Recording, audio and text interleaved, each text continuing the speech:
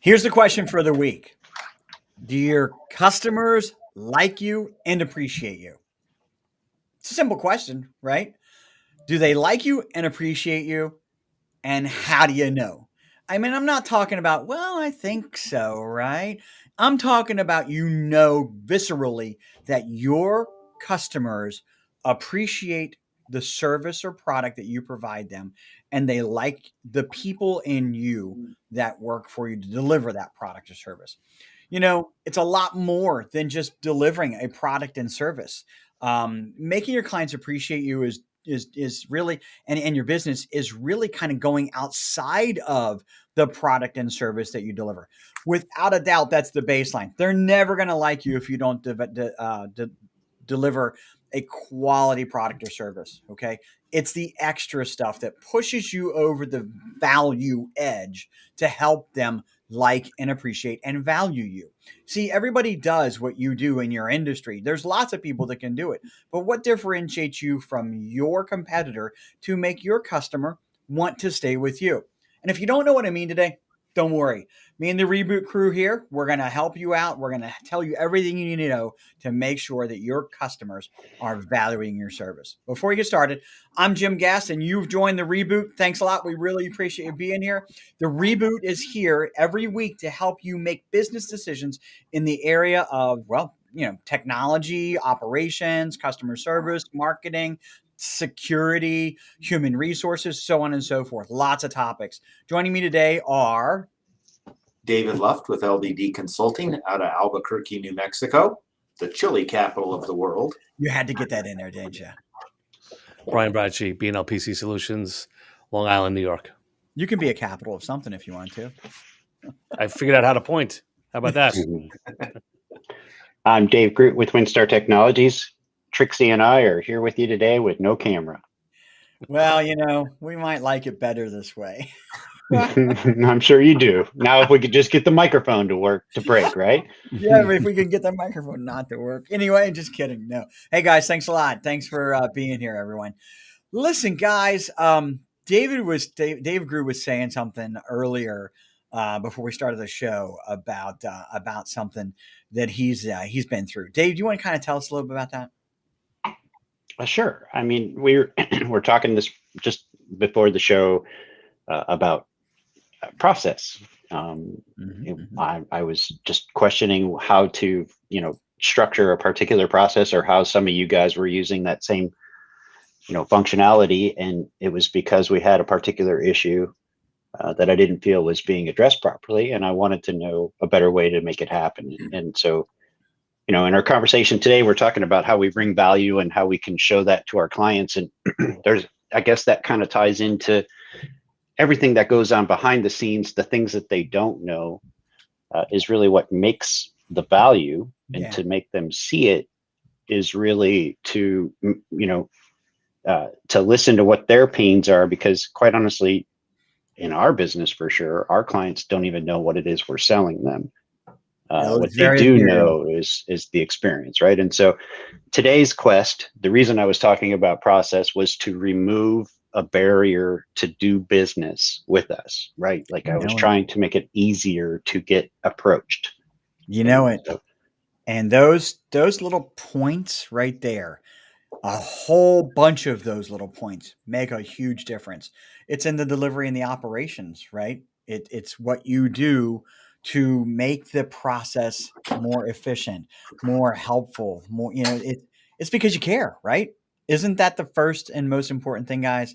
You have to care more than just the delivery and making money. Mm-hmm. Don't you think that matters? Absolutely. So I want to kind of touch on a couple of things here. So there's before somebody becomes a customer, there's when somebody's a customer. Okay. And so there's a couple of differentiators for me. Today, we're going to talk about existing customers mostly, right? So I have a few things that I like to do to make sure that our customers value our business, right? And this goes for any business, not just our IT companies, right? Our MSPs. This goes for any business. We try really hard to deliver great service, but it's not enough. It never is enough, right? What we do is go a little bit further and communicate to our customers on a regular and consistent basis. We have certain cadences set up with all of our customers so that we can communicate, right? And we find out about problems before they happen. We find out the growth in their business. We find out what's going on in their lives. Do you guys have similar in your businesses? Anyway. Who are you talking to? No, No, anybody. You guys, generally speaking, guys, do you have a higher level of communication? Try to have a higher level of communication with your customers than your competitors. Is the real question. Is what it comes down to. I believe that's true. I know we speak with our clients no less than once a year, and in most cases, it's once a quarter, just to kind of sit down and see what the strategy of their business is and where they're heading and what's stopping them technology wise and what we can do to make it better. Yeah. David, Brian, do you guys put it out there to your customers to say, hey, we want to talk more regularly. We want to have a monthly call, a quarterly call, something like that? Well, I think the key word there is more. We want to talk more regularly, right? So no. So in all seriousness, what we do try to do that. So we send out through our marketing program, marketing campaigns for our TBRs, YBRs, whether they be annual, semi-annual.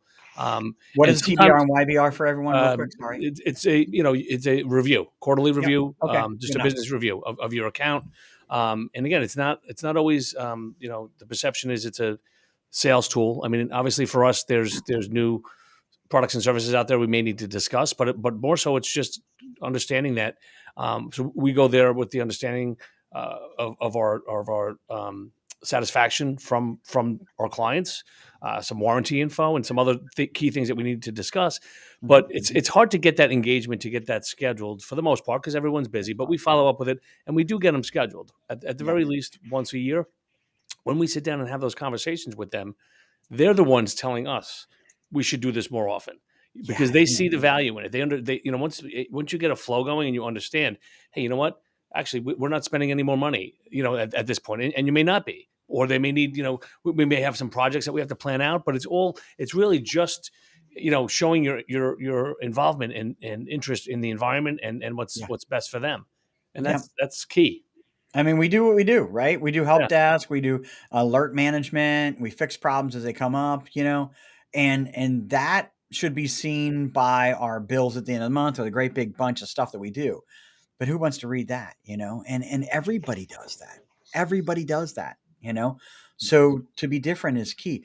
The other thing, David, let me ask you this. I think you do something in this area.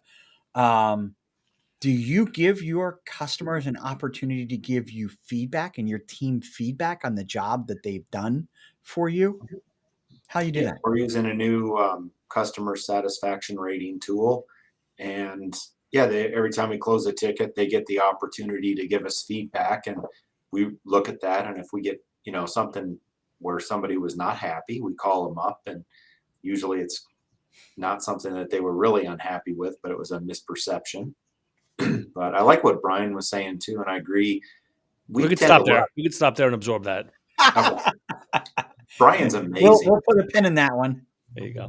No, I think we all sort of act this way, but I try to look at our customers not as a transactional event, but as a long-term. How do we have that relationship with them? And I never try and hard sell people things. No. Even if they need it, I have sent out some, decline of service notices on things that I really felt were important, and just to make sure they understand what they're doing and not doing instead of just saving money. It's really important for us to explain to them the reason why we have these things that they need. And if you have those regular meetings, it's like, we're saying it's a good relationship. But if you just pop in once a year with a whole list of things they have to buy, you just feel like a car salesman.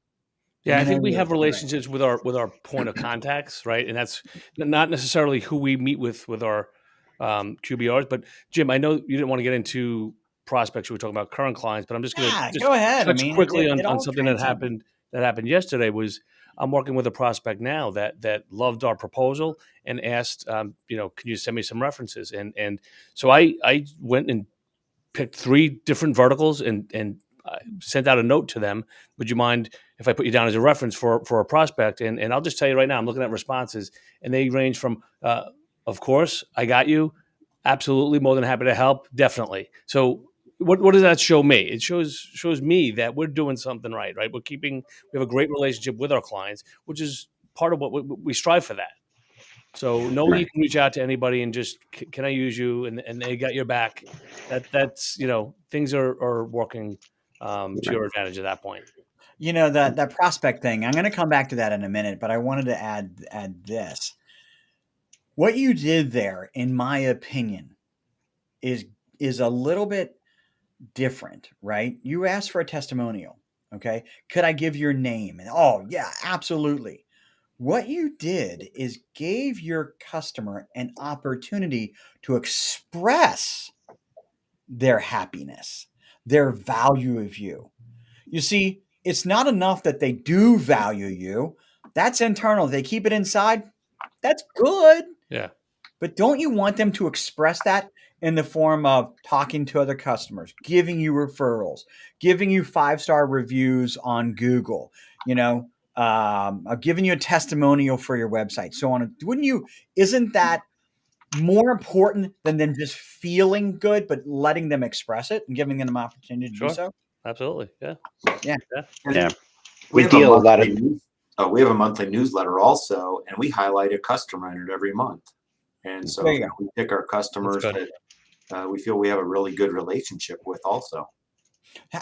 How do you think that makes that customer feel, guys, when David here puts them in their newsletter? They're showing it to their family, their friends. Yep. They're really proud of that, right? And you've just elevated yourself up to here compared to any competitor right there, 100%. Yeah. You guys do customer gifts? Yeah. What's the last customer gift you gave to somebody? We send out, the gift wise, so we do wine country gift baskets. Oh yeah. At the end of the year to all clients. Love that. My office is currently full of Christmas. I got a 4-letter word, begins with an S, ends with a T. Well, yeah, but it's more for Christmas. I know Stephanie's working on all the gifts for the clients that we give she got out a whole every bunch year. of stuff in the office there. Yeah, it's piled up. Look what it is, November 3rd, right? That's right. We're getting started. Yeah, it's time. Not waiting last minute because people are going to be on vacation. Yeah, we work a lot of times with our clients. They have internal IT, and so we like to meet with those folks more regularly, like at least once a week, right? Because we want to have a constant communication with the folks inside the IT department. It's not the same as the business owner or the CEO. They have a different level of interest in ownership of that. The other thing we do is when it comes to processes, we try and identify anytime a customer is not able to be taken care of on first contact. So if they call and we're not able to resolve an issue and it needs to be escalated up to a higher level, or there wasn't an answer to the question or something to that effect, that obviously means that there's an opportunity to improve documentation, process, or steps. And we try and evaluate that on a monthly basis to just keep that first point of contact to resolution ratio higher. Yeah, I like that. Again, it goes back to you got to care. You got to give a crap, right? Who said the word transactional? Who was that? If you are transactional, okay. I'm going to use a completely different industry. Talk about it all the time, right? If you are a hair salon, right? Would you guys consider that somewhat transactional? You come in, you get your hair cut, you get out. Not. Okay, all right. What about oil change at a oil change joint? You're talking about when I go get my hair cut, or are you talking about when my wife goes to get her hair cut? Because that's two entirely different questions. Brian and I don't even know what you're talking about. Oh, yeah. Bad example. Sorry, guys. Can't hear you guys. You wearing masks or something? I don't understand the words that you're talking about. We're talking a different language. Sorry, Jim. Are you talking Martian? Okay, oil changes. All right. You go in, you get your oil change, you get out. Is that a transaction? I suppose. why do you if you go build a back? good to- relationship, they're going to keep coming back because an oil But change is something you have to have on a regular basis. but does it matter? There. Okay, I use Valvoline. It's across the street from my office, right? Why do I go there? It's convenient. Okay. Can I go to another Valvoline? Yeah, I do. When I'm out and it's been a while. I've been meaning to get this done. I'll go to another Valvoline, right? Okay. And they do a quick oil change. You're in and out 30 minutes top end, right? But what if they took that a step further, right? Hey Jim, we haven't seen you in a month, and they send a postcard like they do, right? Isn't that caring, showing something, or have a hand signature on that postcard, right? Isn't that what we're all trying to accomplish with our customer base, to let them know you matter to us? Yeah. It's not just giving you what we give you by, you pay us for it. You matter to us, right? Now I'm going to go back to what I said earlier, Brian. Prospects. I think it starts there, actually. I lost a deal one time, and I promised I'd never lose an opportunity like this ever again.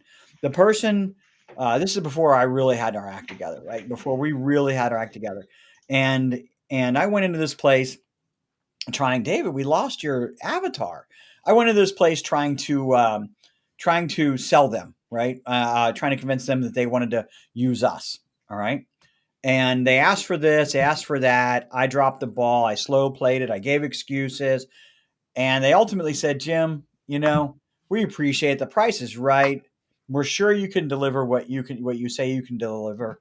But really, honestly, if your operations processes are anything like your sales process, I'm not sure we would be happy. It starts there. Yeah. It starts there. Yeah. Since I've done that, the process has been documented. Yeah. So all these things we're talking about, by the way, side question, do you guys have a playbook on this kind of stuff? How you show customers how you appreciate them, or do you just do it? You just know how to do it. I think it's a combination of both. Yeah. We don't have a playbook because I'm really the only person that interacts outside of technical, but we're right on the verge of expanding that out. We had one customer refer us somebody, and so we bought everybody in the office a Yeti mug. And I Bang. dropped it off. There you go. Yep. The other thing I've been doing lately is if I see a fairly easy ticket where somebody has to go on site, I'll go ahead and take that ticket, and then I'll just pop in and say, hey, to the owner or whatever, how's everything going? Just so it's more of it's not a scheduled event, but it's just a check-in. That's it. And just it's about them. It's not about anything I have, just to build that relationship. Add some donuts to that visit and it would be over the top. I love taking donuts. What's that? They're vegans, right? Sorry. Vegans can have donuts. So, all right. What about this? So, we want a new customer. We are in the business of a new customer. And last week or the week before, we took them a cake to say thanks. Everybody in the office loved it, right? And it gave me an opportunity to do something a little unique, and that's get a great big selfie with everyone, with us in it, so that we could post it, on our social media again, and then letting them know and giving them opportunity to, go out and like it and, comment, right? Another opportunity. You guys got to stop doing this back and forth banter. That's no fair. Well, anyway, guys, any other tips you can give people? I think a simple follow up, not for every ticket, not for the tickets. I mean, listen, they're grateful. If something doesn't work, you fix it, and they're on their way. But it's the ones that, and the ones when it comes in, whether it's phone call, email, that there's a level of frustration there. Why did this happen? I lost this. I lost that. Whatever the case may be. But those tickets that are a little noisy, close it. Then do a follow up the next day. I tell my guys that do a follow up the next day. Just even though it's working, the appreciation from them that you actually care to call them back and make sure that everything is still the way you left it. That goes a long way too. That's a big one. One other thing we do that's a little different, I think, than most MSPs is for some of our larger customers, we actually schedule an on-site visit every week because I found that there are so many people that won't put a ticket in. They just live with it, whatever. Fee, yeah. But if you show up, they just attack you. Like, Yeah. fix this. And it's little things. And it doesn't really even take usually more than about 1 or 2 hours, but the customers totally appreciate it. Mm-hmm. Yeah, you got it. Well, there's Well, I that think that, misconception. We never see them. We never see them, right? Even though you're closing tickets, you still have people that may think that, and I agree with that. The on-site is important. Listen, we all went through a year and a half of not being able to do that, so things were a little different. But now we're back on site. We're face to face and doing upgrades, scheduling projects, and moving forward, moving ahead. you got it. It's not the product and service that you deliver that makes your customer value you. It's not price. And if it's only price, it's only going to be price until the next guy comes along, the next gal comes along and beats you on price, right? It's the above and beyond. It's the soft skill stuff. It's the giving the customer an opportunity to say, man, these guys are great. We have a very close relationship. Underline that word, right, guys? Yep. That's a big one. We have a relationship with them. We don't just use their products and services. So, Dave Groot, any final last words? March on. March Keep on going. Keep it going. And Keep if refine the process. always be working to improve. If you don't have, I've got to ask this question. This is a big one. We'll end the show on this conversation. Do you guys like to listen to customer complaints?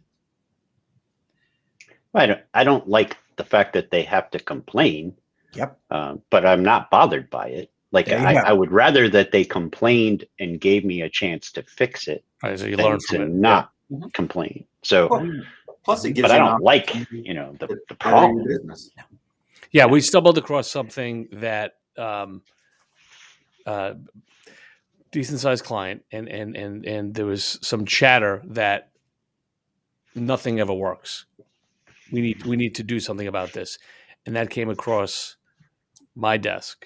And conversation with the client was like, who had our back, was like, what?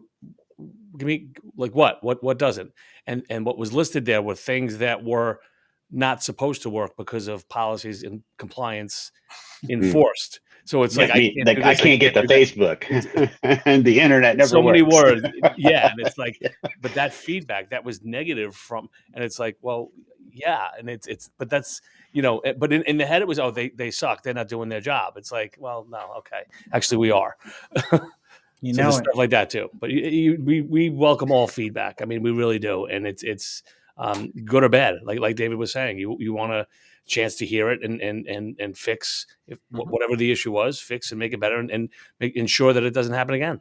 Look, somebody who complains, generally, to me, that means they value the relationship enough to say something to you to make an opportunity to fix the problem. And it's the ones who have no value with that relationship who will just go away. That's right. They'll go find somebody else. We literally work at the highest levels here to try to draw out the complaints. I can't do anything about them if I don't know about them, right?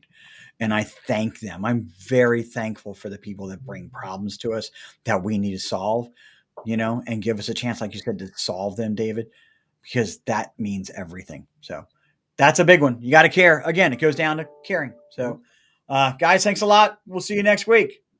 Thanks, guys. See you, Joe. Have a good week. Bye, everyone.